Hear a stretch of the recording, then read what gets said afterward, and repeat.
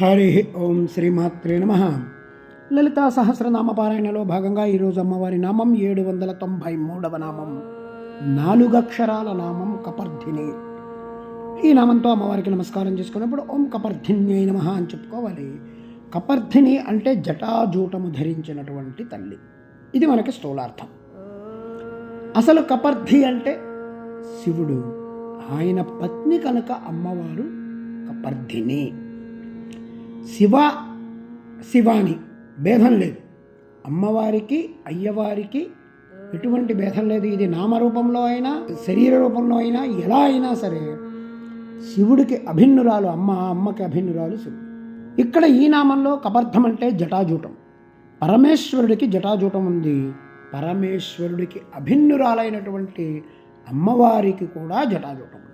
కాళిదాసు మహాకవి చెప్తూ అర్భట్యా శశికండమండిత జటాజూట, చంద్రలేఖ ధరించినటువంటి జటాజూటంతో ప్రకాశిస్తున్నటువంటి తల్లి అని చెప్పి అన్నారు.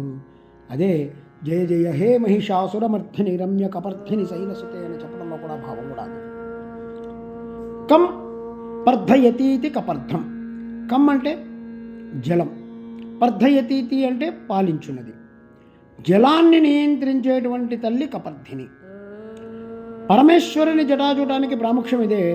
గంగ ఉరుకులు పరుగులతో వస్తుంటే చక్కగా నియంత్రించి పెట్టి పరమేశ్వరుడు ప్రశాంతంగా ఉన్నాడు. జలాన్ని నియంత్రించినటువంటిది జటాజూటం. ఆ జటాజూటం కలిగిన వాడు కపర్ధి, కలిగిన తల్లి కపర్ధిని. జలతత్వమైన చంద్రుడు కూడా ఇక్కడే ఉన్నాడు. జలాన్ని నియంత్రించినటువంటి జటాజూటాన్ని పరిశీలిస్తే జటాజూటమంతా కూడా అగ్నిశకలా ప్రకాశిస్తుంటే దాని యందు గంగా చంద్రుడు సోమతత్వంగా ప్రకాశిస్తున్నారు. అగ్నిసోమాత్మకమైనటువంటి స్వరూపం అంటే ఇదే, ఆ తత్వం ఇదే. కపర్ధి అనే మాటకి పర్యాయ పదాలు కూడా ఉన్నాయి. అనేక విధాలైన ప్రశంసలు కలిగింది అని చెప్పి కూడా మనం ఒక అర్థం చెప్పుకోవచ్చు. పొగడడానికి యోగ్యమైనటువంటి గుణాలన్నీ కలవాడు కనుక ఆయన కపర్ధి.